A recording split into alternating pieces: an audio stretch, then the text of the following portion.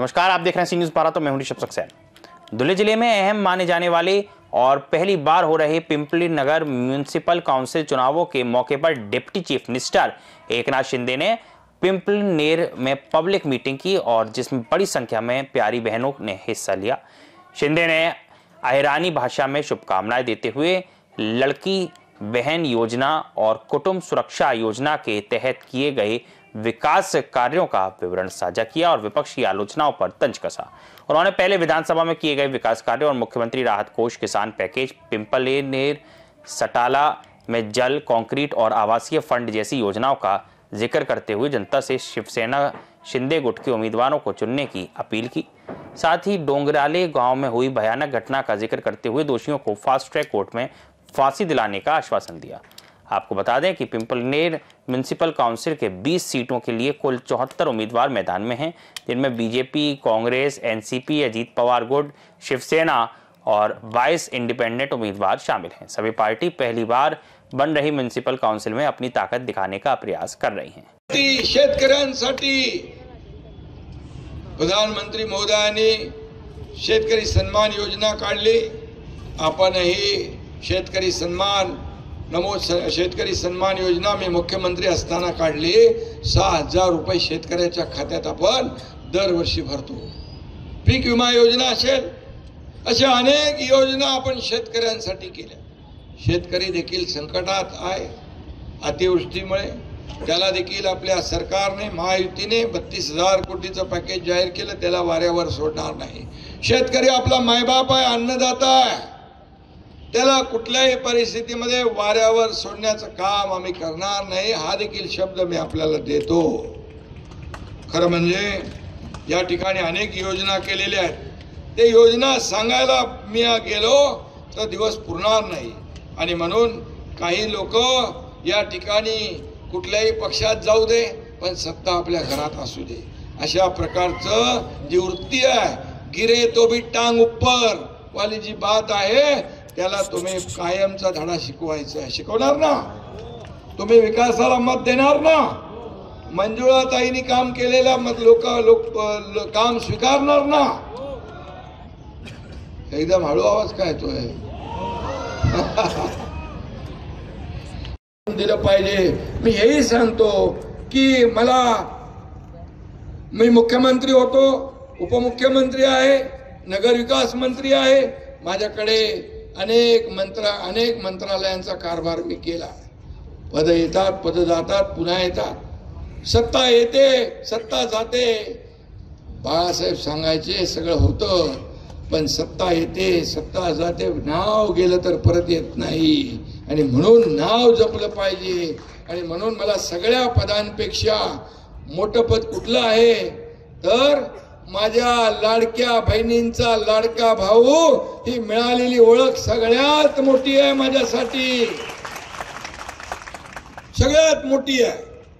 पैसे किती कमवले, प्रॉपर्टी किती घेतली, संपत्ती किती कमावली, यापेक्षा माणसं किती कमावली, माणसांचं प्रेम किती कमावलं, हे माझ्यासाठी महत्त्वाचं आहे। आणि म्हणून मी आपल्याला मनापासून या ठिकाणी धन्यवाद देतो। एवढ्या मोठ्या संख्येने आपण उपस्थित झालेला आहात, मी आपले आभार मानतो। आणि एवढंच सांगतो, मगाशी येता येता मालेगाव तालुक्यातल्या डोंगराळे गावातील एका बालिकेवर जे काही नराधमाने जे काही अत्याचार केलाय, तो एक कार्यकर्ता मला रस्त्यात भेटला होता। मी गाडी थांबून त्याला बोलवलं, त्याच्याशी बोललो आणि मी आपल्याला सांगतो, अशा नराधमाला फाशी शिवाय पर्याय नाही। आणि ही केस फास्ट ट्रॅक वर घेऊन ज्येष्ठ वकील लावून त्याला फाशीच्या फंद्यावर पोचवल्याशिवाय आम्ही स्वस्थ बसणार नाही। फक्त माझी विनंती आपल्याला आहे, बघा की आपण घरात बसणारे नाही, लोकांच्या दारात जाऊन काम करणारे लोक आहोत। शासन आपल्या दारी ही योजना आपण राबवली। मला कितीतरी मुख्यमंत्री म्हणाले, क्या मुख्यमंत्री जी हे शासन अपने दारी क्या होता है? मी बोललो, ज्या योजना आहेत, लाभ आहेत, ते मिळवायसाठी लोकांना चक्रा माराव्या लागतात, खेटे मारावे लागतात, कटकट करावी लागते। यासाठी आम्ही त्यांच्या दारी घेऊन गेलो आणि मला सांगायला अभिमान वाटतो की 4 कोटी लोकांनी त्याचा फायदा घेतला। 4 कोटी लोकांनी अशा योजना आपण राबवल्या। माझ्या लाडक्या बहिणींसाठी ही योजना तर लाडकी बहीण राबवलीच, परंतु माझ्या लाडक्या बहिणी आपल्या तब्येतीकडे, आरोग्याकडे दुर्लक्ष करतात, हेळसांड करतात, आपल्या परिवाराचं पहिलं बघतात आणि नंतर आपलं म्हणून आम्ही माता सुरक्षित तर घर सुरक्षित, कुटुंब सुरक्षित ही योजना काढली आणि 3 कोटी लाडक्या बहिणींची तपासणी केली। त्यामध्ये 11,000 आपल्या भगिनी त्याच्यामध्ये काही ना काही आजार डिटेक्ट झाले, परंतु ते आजार पहिल्या स्टेजचे होते आणि म्हणून त्याच्यावर उपचार सुरू झाले। माझ्या लाडक्या बहिणींचे जीव वाचवण्याचं भाग्य मला मिळालं, हे देखील माझ्यासाठी मोठी गोष्ट आहे। आणि म्हणून तुम्हाला मी एकच सांगतो, लाडक्या बहिणींना आपलं आरोग्य, आपलं कुटुंब सांभाळत असताना आरोग्याची काळजी घ्या। आता तर तुम्हाला चिंता नाही, तुमच्या हक्काचे, तुमचे स्वतःचे पैसे तुमच्या खात्यात जमा होऊ लागले।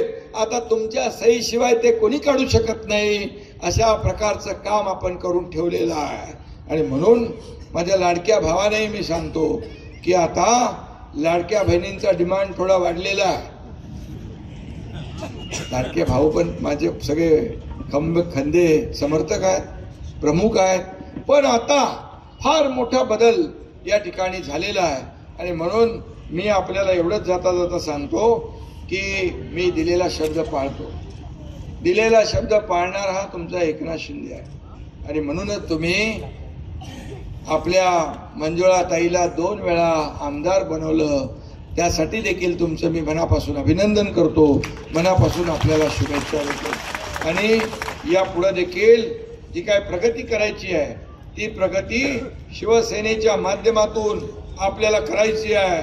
आणि म्हणून या ठिकाणी जे काही कामं आहेत, मला जे सांगितलेलं आहे, हे सगळी कामं एकनाथ शिंदे केल्याशिवाय राहणार नाही, हा शब्द मी तुम्हाला देतो।